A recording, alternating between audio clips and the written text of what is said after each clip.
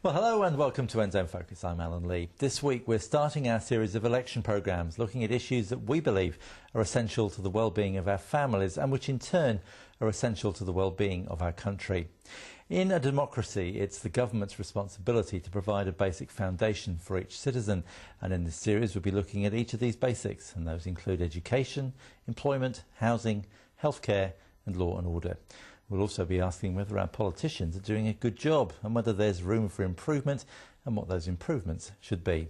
Well, this week we focus on the health and well-being of our children. My guests are Ruby Duncan from Iosis Family Solutions and Greg Fleming from the Maxim Institute. Well, welcome to both of you. Thank you very much for joining us. Greg, let me start with you. There was that recent UN report on New Zealand which was strongly critical of the way we treat our children. So whose fault is that? If we're going to engage with child abuse, obviously I think one of the best places to start is to identify what are the factors that actually cause child abuse. I think it goes without saying we do have a problem in this country, and the UN have correctly identified that. We've been aware of that for some time, and there's a lot of people trying a lot of things. But I've found whenever I've come to try and tackle just this massive challenge for our society, I find it more helpful to actually start with the question of what are the things that actually lead into child abuse, and then where possible to then ask the question, well, how are we as individuals and as communities and where appropriate as the government best to address each of those factors. And obviously those factors are varied and interconnected. So you deal very much, I guess, at the government level. Ruby, you're dealing at the personal family level. Well, a bit of both, actually. A little bit of both. If I could just pop on my other hat as the President of New Zealand Council of Christian Social Services. So we're also very much engaging at that government level. So I'll ask you the same sort of question. Is it government's responsibility or is it an individual responsibility? Well, I think if we're going to address the needs of children, it's got to be everyone and everything. I don't think you can say it's just about the individual or just about the parents or even just about the community. I think there's obviously, we have to apply all that we can do at every level, and that's critical if we're going to make progress. Yeah. Are we that bad, though? Because, I mean, you read that report and you would think we were the worst place on the planet, but then you see other reports that say, the way we have Plunkett, we have so many things that are good, our education is good. Is it just the way the statistics fall, or are we actually bad? I mean, for the tail end of New Zealand's, yes, we are. Sadly, that is the reality, and you see that across all of the various policy sectors. I mean, education, which is a policy area that we do more work in than any other. The truth is, the top 20% of our students in this country are getting an outstanding, top of the world education, and the middle 60%, of course, we can do better. But by most international measures, they're doing okay. But our bottom 20% are the second to worst. Only South Africa's tail is performing worse than ours out of the 32 OECD countries that are often surveyed in this type of UN literature. And sadly that is the case in the way that our children are faring as well. So yeah, unfortunately for a small percentage of New Zealand kids, life really couldn't be much worse, and that's the question before us. How do we do better by them? And I think that's a very political question, in the sense that generally speaking in a democracy it's easy to think about the majority. You want the most votes from the majority of people, so you please the majority. And so those in the middle, those at the top, are the ones you focus on. So easy in a political situation, whereas those at the bottom probably won't even get to the polling booth. So how much do you care? How much do we care as a society, and how much do our politicians care, I think, is a critical question. But a lot of that bottom 20%, a lot of the things we do, I mean, there's the anti-smacking legislation, which we were commended for by the UN, though I know a lot of people are unhappy with it. But that hits, for want of a better word, the middle classes. It doesn't seem to have any impact at all on that. I would disagree. From the view of the community, everyone knows about it. Everyone knows. Now, it doesn't mean everyone stopped either smacking or hitting their kids, but it has had an impact in the nation's psyche. They know we are saying we don't think it's a good idea to hit your kids. Now, what we're seeing in our neighbourhoods, in very poor neighbourhoods and struggling neighbourhoods, they are saying, so what are we meant to do? You know, for the first time they're saying, we know that we're not supposed to hit our kids. We always thought that was the good thing to do. Our whole society is now saying, or our government's now saying, our police are saying, Child, Youth and Family are saying, we're not meant to hit our kids. So they're lining up for parenting programs, which they have to pay for. How are we going to manage our children without hitting them? They want to know. So does that mean it was a success? So $60 million question, yeah, isn't it? Yeah. I think Ruby's heading into a really interesting, and I would suggest that there is no silver bullet. So when I use the term key, I'm not using it either in the silver bullet sense or in the present political sense.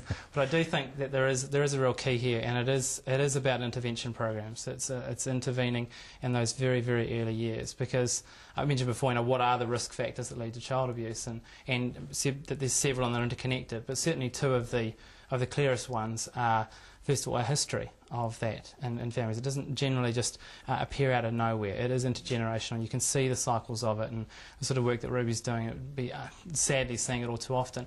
And secondly, there are certain dysfunction factors there that are predictors of that as well. So in terms of identifying the people that need the help, sadly and helpfully, well, you can identify them. The question is then what do we actually provide for them? And at the moment, we invest a comparatively small amount into funding those programs. And secondly, we, up until recently, have not been funding necessarily the programs that are actually being shown to work. And I'm talking here about the home visitation programs such as Family Start versus Early Start, and some of the direct parenting help courses. Okay. Let's take a brief break, and then we'll come back and chat some more in a couple of minutes.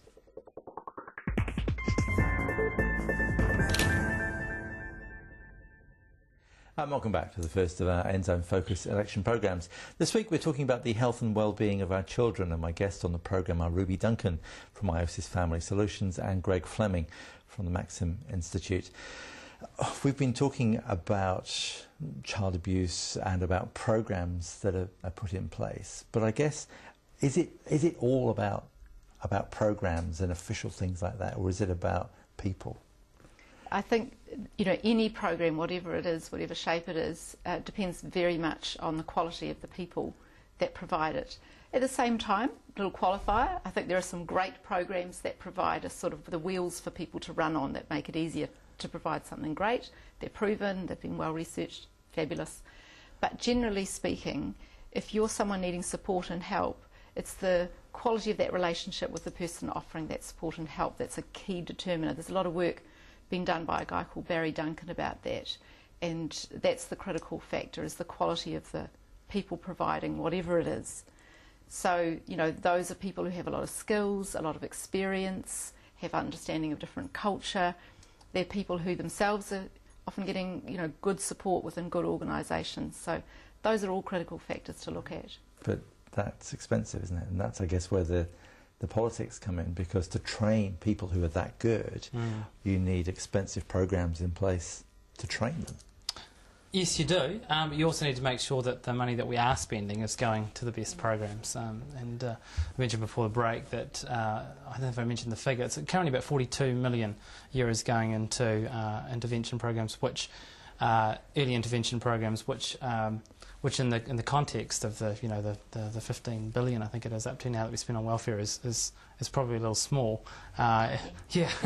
But starting with the question of where that's actually being spent, and we did at Maxim Institute, we did a review about 12 months ago, soon about 18 months, looking at a range of programs, early intervention and parenting programs in New Zealand, and surveyed the considerable amount of literature that is out there in terms of the efficacy of these programs, and showed and gave a paper to the Minister which showed quite clearly that the money was not following the results, and so all too often you end up with the political favourites receiving the funding rather than the ones that are actually being shown to work. So that's when the politics becomes unhelpful. I absolutely concur with what Ruby's saying, is that it comes down to the who. It nearly always comes down to the who. I was thinking of a couple that I had the privilege of being able to help put a trust around about this time last year. They were doing it completely off their own bat. This amazing work that they're doing with a few dozen really struggling families in Clendon in the middle of South Auckland there. But what they didn't know how to do was to access any funding or to get any type of support. And so they literally used up all the equity from their own home. And so we were able to just, a group of us, including Nick Tuatasi and Chris Clark from World Vision, were able to just to put a little group around them, raise some funding, and initially we got it from private donors, because there's people out there who are absolutely willing to say, yeah, we'll kickstart something like this, and then go to community funding groups, and then from there we'll obviously start now looking at the possibility of some government funding for that program as it goes. But it comes back to the who. The relationships that these guys establish, the way they work with people is you can't really repeat that by programming. I think one of the difficulties of that at the same time is that that's the kind of thing that really multiplies. There's some great people in this neighbourhood and you develop something around them, fabulous. Sometimes that gets institutionalised and then the people who take over aren't so great. Yeah. And so you end up with this sort of multiples of tiny things that are happening. So it's one of the things that we struggle with, I think, in a small country like New Zealand, that there are a lot of little things and then there are other stuff that's been going for a long time that's sort of like, oh, well, that's not sexy anymore, that's not trendy, it's not the newest, latest thing, and all the money's sort of flowing to the newest, latest thing. So there's some stuff that's bread and butter that's just got to keep on going that may get a bit boring for people to support but is desperately needed in the communities. So those are the things I think we hold in tension. Can I ask you a question? You feel free. Do you think that there is a temptation by politicians, but in particular, and well-meaning policymakers, to look at something that's working really well and say, "Here's the answer. This is what we've been looking for. We can take this program, we can institutionalise it, we can roll it out across the country, and we can finally get on top of the scourge of child abuse." I think that is a real problem. I think you get someone great. I know we've got a great worker in one of the high schools and created his own program. Fabulous, getting wonderful results. And, you know, so people in Wellington say, oh, can't we duplicate that? Whereas actually I think a lot of those things are built around that person and are only going to last for the lifetime of that person. And there's got to be freedom for other groups to develop their own programs. They'll never be well researched. No, this is true. You know, this is the flip side of it. Exactly. The flip side of research. Yeah. But they just work. Yes. And everyone around them will tell you they work. So great, let's celebrate that, but let's not try and cookie cutter them. That's really interesting because we've been down to Victory Village in Nelson. And that's a place which has got an incredible, it's turned the community around, it's got child education, child welfare, healthcare, the whole community is benefiting. But it's not been as successful in other places because it's like catching lightning in a bottle, it only works with those people. I think at the same time, like one of the pieces of research that the New Zealand Council of Christian Social Services did was called Grassroots Voices, and it went round the whole country and asked people what works. And so they came up with a sort of list of core things that are needed, that people in communities want, which is as simple as saying, I need to be able to walk to, you know, a parenting group or, you know, the support that I need. I need to be able to get to my doctor even. And some of those core basic things can be applied in a lot of different situations. But that's it. Apart from that, there's lots of room for creativity. And I think one of the other things is that in the sort of contracting environment that government works in, everyone can get very locked in to what they're contracted to do. That's loosening up, and I've got to applaud the current, you know, government for loosening some of that up under those high trust contracts and saying, actually, we need you to be more creative, just tell us what happened as a result. Cool. Okay, we'll take another break there, and we'll be back in a moment to talk about what we should be asking of our would-be politicians. Join me after the break.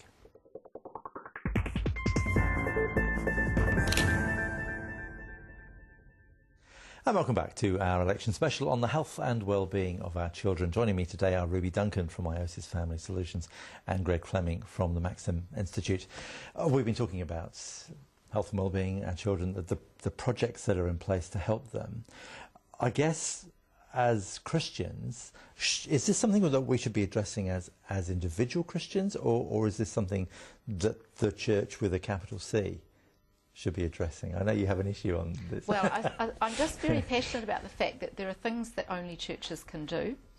They have a vital place in our communities. So, you know, while I work from the kind of agency base, and we're a Christian agency, but there's only so much we can do. We can't walk long term with people, for example. There are a lot of families who have no one in their extended family whānau network who doesn't use and abuse them. So who's going to be their new family for the long haul? And I think that's where the church comes in. And the other thing the church should be doing well is the spiritual element. I mean, you know, Jesus brings life change. The work of the Spirit in a human heart is more powerful than anything else. So the church must stick to its knitting. It must be there with long-term compassion, but not just in a rescuing capacity, but really working with people around holistic change and making sure that the gospel of Jesus is preached. Because as Christians, we tend to be a bit reactive rather than proactive. We see something going wrong, and then we'll step in, but we tend not to reach out. Yeah, I mean, it's the biggest struggle is obviously to get outside of our communities and go where the need is. I mean, I'll put my hand up first of all and say, boy, I've had a big lesson to learn on that one last year. Having worked in public policy on the fringes of politics for many years, having the opportunity to get involved in this sort of work that I mentioned earlier, we went and had the launch at a hui, at a marae in Mangere, sort of at the middle of last year. And as we drove away at the end of the weekend, went there took the family and everything. As we drove away, I turned to my 12-year-old, my oldest boy, and said, "How did you find that, Harry?" And he said, "Oh, amazing weekend, Dad." He said, "Oh, it's the first time I've spent 2 days of my life being called white boy." And the next morning, Indrane, who I work with at Maxim Institute, she's presently still our accountant there. We just need to get the funding fully in place for Te Whakaora so she can go full-time there with Cliffy. She made the comment to me that it was the first time for some of those families that they had spent time with a Pākehā who wasn't in uniform. And it was a conversation that just about knocked me off my feet, because we're talking about a community here that's only 15 minutes from where I live in more central Auckland, and the divide is just incredible. Now, I know, Ruby, you're at the other end and spent your whole life living in those communities, but I look at someone like myself and think, I've been writing about these and speaking about these things for a long time, but I'm only just now starting to actually bridge that divide and get out there into those communities, and it's a challenge that I've embraced, and I guess I'd put that back out to the viewers to say, yes, there is. We don't need to drive or walk very far at all to find these sorts of needs, and we realise very quickly the profound difference that we, as Christians and as families, can actually make in these communities. Because we tend to look for comfortable, don't we, rather than challenging. And I think, for me, one of the things that happens amongst middle class and upper families is that there's a tendency to want to protect our children from the bad things in the world, from the dark side. But actually, I think we need our kids to know about the dark side, to know about the hardship in other neighbourhoods like that, and say, well, what's my responsibility? What's our responsibility as a family who are followers of Jesus? What are those children going to grow up taking responsibility for as they become adults, as their part in the community and in society? And I think we often sort of think we're doing something good to protect our children from those things. We want them to be fully functioning, contributing members of our society. So we've got to stand beside them in those places and say, okay, guys, what do you think our part could be? I mean, for me, the goal of parenting is to raise a child and facilitate their development into adulthood, where they are that contributing member of society. So the education, the learning, the conversations that you have with your children about what's really going on in the world and how we can respond to that, how does that impact our lifestyle, our choices, our career choices, our location choices. Those are things we should be talking to our children about. All right, some $64 million questions. What should we be asking our MPs when they come round and say, what do you want from me as your MP? What should we tell them? I want just to go back a few minutes before we spoke about the church, and I agree. I think there's personal challenges there are the hardest ones to take. We just need to really take them on board. In terms of the challenge to the MPs, we were saying earlier about the providing a context in which new initiatives can start. So if, again, I go back to the example of one I've used a couple of times, it's obviously dear to my heart, that would have fallen over if it hadn't been for, in their case, a very, very generous Christian businessman being prepared to write out a very large cheque to get them through the 6 months that we needed to get up and going. And because he understood full well that it was going to take months to get through the process of actually accessing the funding they needed to get going. So a simple thing is it shouldn't take months. It really shouldn't. A ready response fund. Now, the last thing that I'm wanting is for government to move into the space where we need individuals to respond. I mean, yesterday is a classic case. Indrane from this trust came to us, and we had a quick whip around the office for a 13-year-old girl who literally couldn't afford the uniform. She hadn't gone to school this year yet because the funding that had come to the family for uniform had been spent on other things, and so she didn't have textbooks and didn't have a uniform. So we were able to quickly respond, come up with the $300 and make sure that she's going to be at school this coming Monday. But we couldn't come up with $25,000 or $40,000, and there's not that many individuals that can do that. So that's a practical and achievable thing that government can do, is to provide that opportunity for the types of stars that we see in these communities to actually get up and get going. But that also lends to the macro question of saying you've got all of those children who are struggling at the beginning of a school year to get uniforms, whose parents are on benefits, sole parents, all of that. So for me, the thing I want politicians to do is, when they look at every piece of legislation, at everything that's being proposed, to say, what's the impact on children?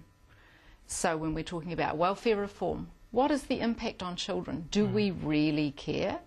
Do we really actually care about that tail end, the poorest of the poor, and where those kids are going to end up?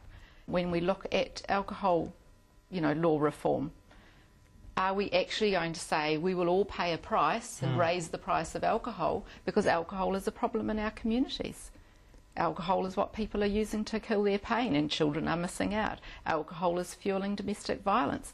Are we all prepared to pay a price for the sake of our children? I certainly think the government has an important role to play in this, and heck, this is the conversation we're having. But I do think it's a double-edged sword, that in looking to say what are the pieces of legislation that government can pass, or what are the changes that it can make, we can end up sometimes missing the opportunities to address those factors that we know really do lead to child abuse, and the ones we were talking about earlier in the program, in terms of that history of that type of dysfunction in families and in communities. For fear of judging people's personal decisions, we run the risk of not sometimes giving them the help that they really need in areas such as actually holding families together. And the truth is that even in the Children's Commissioner's own report 18 months ago, and that's an office that's usually pretty careful about what it says on these issues, it identified that one of the number one factors in predicting child abuse was when the biological dad wasn't around. And we don't see that very often, for example, coming through in government approach, because it's just not. It's not a done thing. It's not popular to say that, to make call on family structures, but the truth is it does matter, and we're not being fair to kids by refusing to name it. Great. Well, Greg and Ruby, thank you both very much indeed. That's it from us for today. Thank you very much for joining us on the first of our election specials. Still to come are discussions on the government's role in providing education, employment, housing, healthcare and law and order, all subjects that we've touched on today. I hope you'll join us for those discussions. In the meantime, from all of us here on the NZONE team, bye for now.